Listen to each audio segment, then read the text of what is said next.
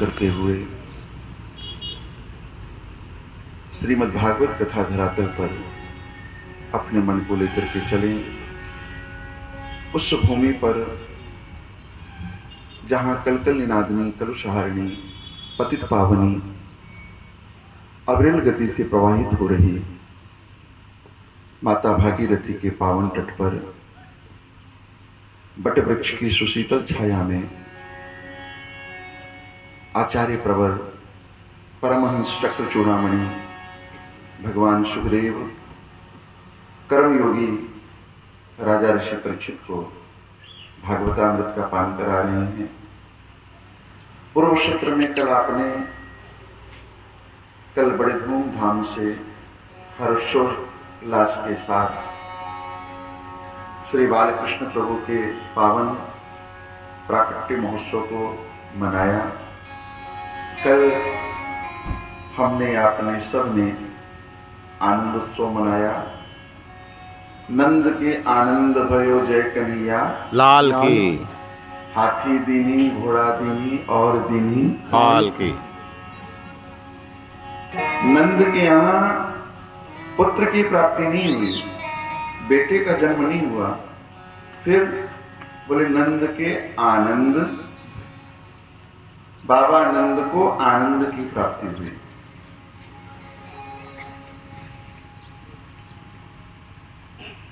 देखो, एक होता है शव, शव कहते हैं मुर्दे को। दूसरा होता है प्रसव, बालक का जब जन्म होता है, माताओं बहनों को जो वेदना पीड़ा होती है उसको कहते हैं प्रसव। तीसरा होता है उत्सव, बालक का जन्मदिन मनाते हैं, बेटा या बेटी का विवाह करते हैं तो उसको हम उत्सव कहते हैं। और चौथा होता है महोत्सव, परमात्मा के निमित्त जो सत्कर्म किया जाता है वह हमारे आपके जीवन का परम महोत्सव है। इसलिए जब रामनवमी आती है तो हम कहते हैं श्री राम जन्म महोत्सव, श्री राम प्राकट्य महोत्सव। जन्माष्टमी आती है तो कहते हैं श्री कृष्ण प्राकट्य महोत्सव। श्री भगवान के प्रति जो सत्कर्म किया जाता है वह हमारे आपके जीवन का महोत्सव है। आज व्यक्ति समाज में अपने आप को दिखाने के लिए, जनाने के लिए बहुत बढ़ चढ़ करके खर्चा करता है शादी विवाह में। भले कर्ज लेना पड़े लेकिन लोग हमें भी जाने कि हम भी कुछ हैं।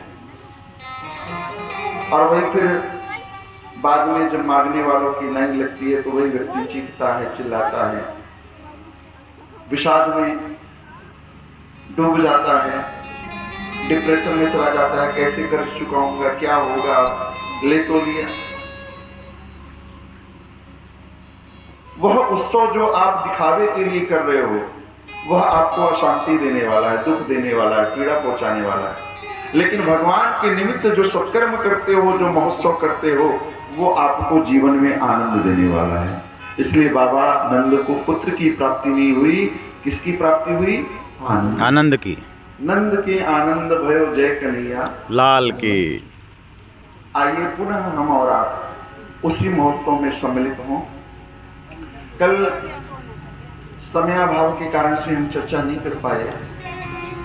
महामना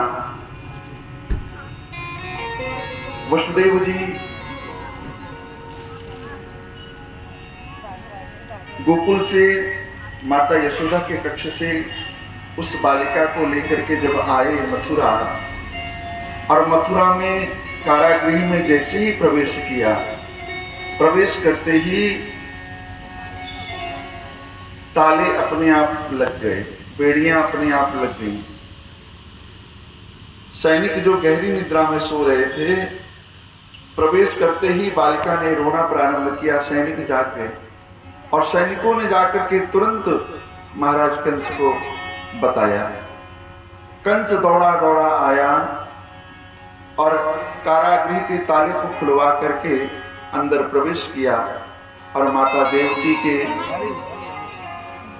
गोदी में जो बालिका थी उसको छीन करके मारने को उद्यत हुआ।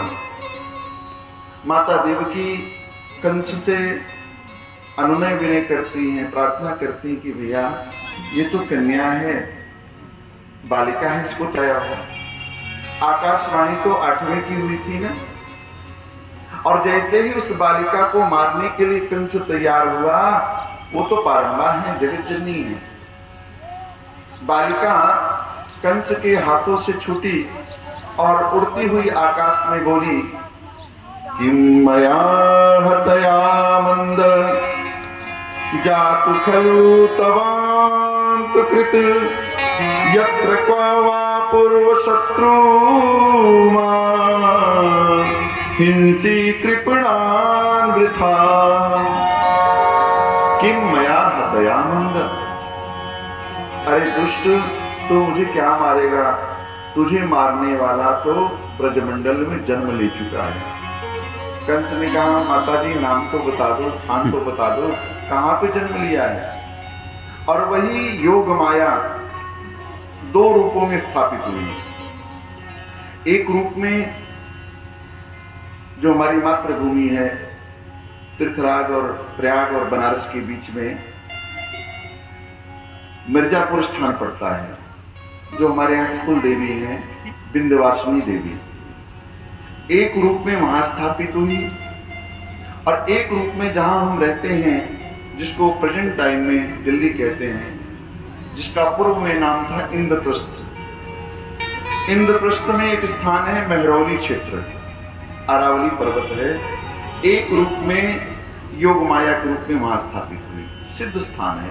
ये प्रमाणित मिलता है, कोई सुनी सुनाई बात नहीं सुना रहा हूं आपको। कंस ने आपातकालीन मीटिंग बुलाई। अब कंस को मीटिंग करने दो, हम आपको गोकुल लेकर के चलते हैं, क्योंकि कल चर्चा नहीं कर पाए, समय बहुत हो चुका था। कल आपने सुना कि नंदा और सुनंदा ने माता यशोदा के कक्ष में जब प्रवेश किया और नीलमणि सो सुंदर से लाला को दर्शन कियो, तो जोर जोर से थाल बजाने लगी, और पूरे ब्रजमंडल में, पूरे ब्रज 84 में हल्ला मच गया कि नंद के यहां लाला हुआ है। किसी को निमंत्रण नहीं भेजा गया, किसी को सूचना नहीं दी गई, किसी ने वेदों में सुना, किसी ने यमुना पे सुना, और एक दूसरे से सुनते सुनते 84 कोस में बात फैली, और सब बाबा आनंद और मैया यशोदा को बधाई देने के ताई आए। आज गोपियों ने 16 श्रृंगार किया है।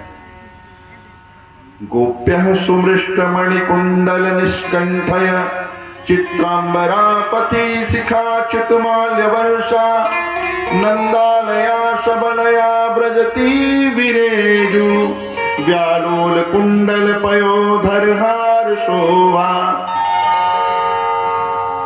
आंखों में काजल, कानों में झुमके, गले में हार, पैरों में पाजेब, हाथों में कंगन, 16 श्रृंगार किया है गोपियों ने, और चल पड़ी है बधाई देने के लिए। बाबा नंद ने पहले ही ब्राह्मणों को बुला करके अनुष्ठान प्रारंभ करा दिया था। आज बाबा नंद के खुशी का ठिकाना नहीं है। ब्राह्मणों ने जात कर्म संस्कार कराया, स्तुति वाचन किया। भगवान सुखदेव परीक्षित से कहते हैं, परीक्षित वाचित्वा स्वस्तैणं जात कर्मात्मजस्य वै कार्यामास विधिवत पितृदेवार्चनं तथा धेनूनां निवते प्रदाद विप्रेभा समलंकृते तिलाद्रीन सप्तरत्नौघसात् कौम्भावरावृता रोहिणी च महाभागा नंद गोपाभिनंदिता व्यचरद दिव्यवास सकंठभरणभूषिता। वाचित्वा ब्राह्मणों ने स्तुति वाचन किया है। आज बाबा नंद ने 2 लाख गायों का दान दिया ब्राह्मणों को। आज माता लक्ष्मी अपने द्वार खोल करके बैठ गई है। जो भी आ रहा है वो खाली हाथ नहीं जा रहा है,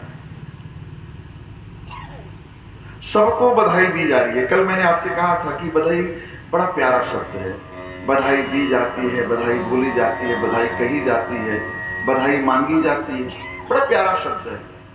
सब बधाई दे रहे हैं मैया को और मैया से बधाई ले रहे हैं। आज नंद भवन के आंगन में पैर रखने की जगह नहीं है। हल्दी, कुमकुम, इत्र, गुलाल, केसर, चंदन, दूध, दही, माखन की कीच मची हुई है। ब्रजवासी झूम रहे हैं, गलबैयां देकर के नृत्य कर रहे हैं, बाबा को बधाई दे रहे हैं। और सब यही कह रहे हैं